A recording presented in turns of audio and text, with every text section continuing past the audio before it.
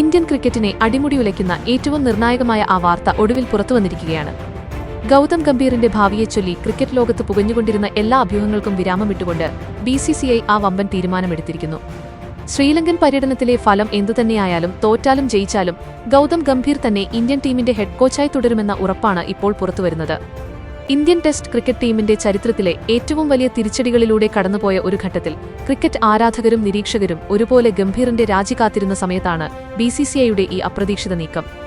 കഴിഞ്ഞ കുറച്ചു മാസങ്ങളായി ഇന്ത്യൻ ക്രിക്കറ്റിൽ സംഭവിക്കുന്നത് ആരാധകർക്ക് അത്ര എളുപ്പത്തിൽ ഉൾക്കൊള്ളാൻ കഴിയുന്ന കാര്യങ്ങളായിരുന്നില്ല. സ്വന്തം മണ്ണിൽ വെച്ച് ന്യൂസിലാൻഡിനോട് ദാരുണമായി തോറ്റ ടെസ്റ്റ് പരമ്പര സമ്പൂർണ്ണമായി കൈവിട്ടുപോകേണ്ടി വന്ന നാണക്കേട് ഇന്ത്യക്ക് നേരിടേണ്ടി വന്നു. പതിറ്റാണ്ടുകൾക്ക് ശേഷമാണ് ഒരു വിദേശ ടീം ഇന്ത്യയിൽ വന്ന് ടെസ്റ്റ് പരമ്പരയിൽ ഇത്തരമൊരു ആധിപത്യം സ്ഥാപിക്കുന്നത്. അതിനു പിന്നാലെ സൗത്ത് ആഫ്രിക്കയ്ക്കെതിരെയുണ്ടായ തിരിച്ചടിയും ഓസ്ട്രേലിയൻ മണ്ണിൽ ചെന്ന് പരാജയം ഏറ്റുവാങ്ങേണ്ടി വന്നതുമെല്ലാം ഗൗതം ഗംഭീർ എന്ന പരിശീലകനുമേൽ കനത്ത സമ്മർദ്ദമാണ് ഉണ്ടാക്കിയത്. സോഷ്യൽ മീഡിയയിലും മാധ്യമങ്ങളിലും ഗംഭീറിനെതിരെ വലിയ രീതിയിലുള്ള വിമർശനങ്ങൾ ഉയർന്നുവന്നു. ശ്രീലങ്കയ്ക്കെതിരെയുള്ള വരാനിരിക്കുന്ന ടെസ്റ്റ് പരമ്പര ഗംഭീറിന്റെ അവസാന അവസരമായിരിക്കുമെന്നും അവിടെയും തോറ്റാൽ അദ്ദേഹത്തിന്റെ കസേര തെറിക്കുമെന്നും എല്ലാവരും ഉറപ്പിച്ചിരുന്ന സമയത്താണ് BCCI കളി മാറ്റിവരച്ചത്. എന്നാൽ ഈ കടുത്ത തീരുമാനത്തിന് പിന്നിൽ വ്യക്തമായ ചില തന്ത്രപരമായ കാരണങ്ങൾ BCCIക്കുണ്ട്. ഏറ്റവും പ്രധാനപ്പെട്ട കാരണം വരാനിരിക്കുന്ന വൻകിട ICC ടൂർണമെന്റുകളാണ്.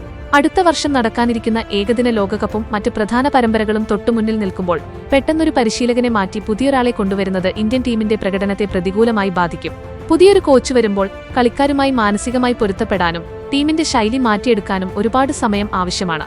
ഈ ഘട്ടത്തിൽ ഒരു പരീക്ഷണത്തിന് മുതിരുന്നത് ടീമിന്റെ നിലനിൽപ്പിനെ തന്നെ ബാധിക്കുമെന്ന് BCCI കൃത്യമായി തിരിച്ചറിയുന്നു.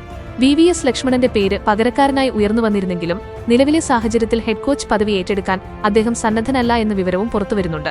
അതുകൊണ്ട് തന്നെ 2027 ഏകദിന ലോകകപ്പ് വരെ ഗംഭീറിന് പൂർണ്ണ പിന്തുണ നൽകി മുന്നോട്ടു പോകാനാണ് BCCIയുടെ നീക്കം. മറ്റൊരു പ്രധാന വസ്തുത ഇന്ത്യൻ ക്രിക്കറ്റ് ഇപ്പോൾ കടന്നുപോകുന്ന ചരിത്രപരമായ തലമുറ മാറ്റമാണ്. വിരാട് കോഹ്ലി, രോഹിത് ശർമ്മ, ചേതേശ്വർ പൂജാര, അജിങ്ക്യ രഹാനെ, രവിചന്ദ്രൻ അശ്വിൻ തുടങ്ങിയ ഇതിഹാസ താരങ്ങൾ ടീമിൽ നിന്ന് പടിയിറങ്ങുകയോ മാറിനിൽക്കുകയോ ചെയ്ത ഏറ്റവും സങ്കീർണമായ ഒരു ഘട്ടത്തിലാണ് ഗംഭീർ ചുമതലയേൽക്കുന്നത്.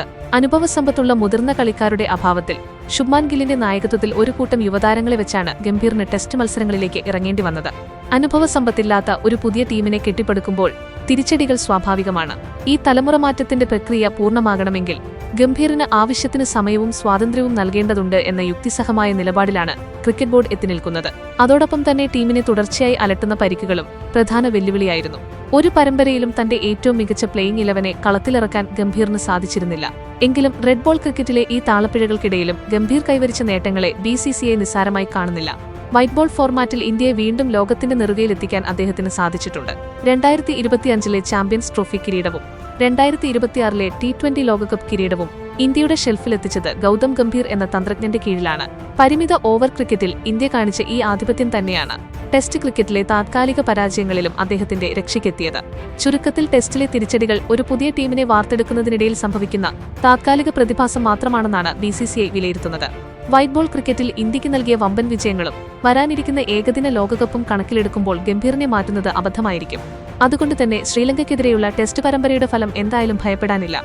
ഇന്ത്യൻ ക്രിക്കറ്റിനെ പുതിയൊരു യുഗത്തിലേക്ക് നയിക്കാൻ ഗൗതം ഗംഭീർ തന്നെ മുൻപന്തിയിലുണ്ടാകും. ഗംഭീറിനെ കോച്ചായി നിലനിർത്തിയത് ശരിയായ തീരുമാനമാണെന്ന് നിങ്ങൾ കരുതുന്നുണ്ടോ? പുതിയ തലമുറയെ നയിക്കാൻ ഗംഭീറിന് കഴിയുമെന്ന് നിങ്ങൾ വിശ്വസിക്കുന്നുണ്ടോ? നിങ്ങളുടെ അഭിപ്രായങ്ങൾ താഴെ കമന്റ് ചെയ്യുക. ക്രിക്കറ്റ് ലോകത്തെ പുതിയ വാർത്തകൾ വേഗത്തിൽ അറിയാൻ fast cricket Malayalam channel subscribe ചെയ്യുക. വീഡിയോ ഇഷ്ടപ്പെട്ടാൽ ലൈക്ക് ചെയ്യാനും ഷെയർ ചെയ്യാനും മറക്കരുത്. നിങ്ങളുടെ പ്രിയപ്പെട്ട താരം ആരാണെന്ന് താഴെ കമന്റ് ചെയ്യൂ. പുതിയൊരു ക്രിക്കറ്റ് വാർത്തയുമായി അടുത്ത വീഡിയോയിൽ കാണാം.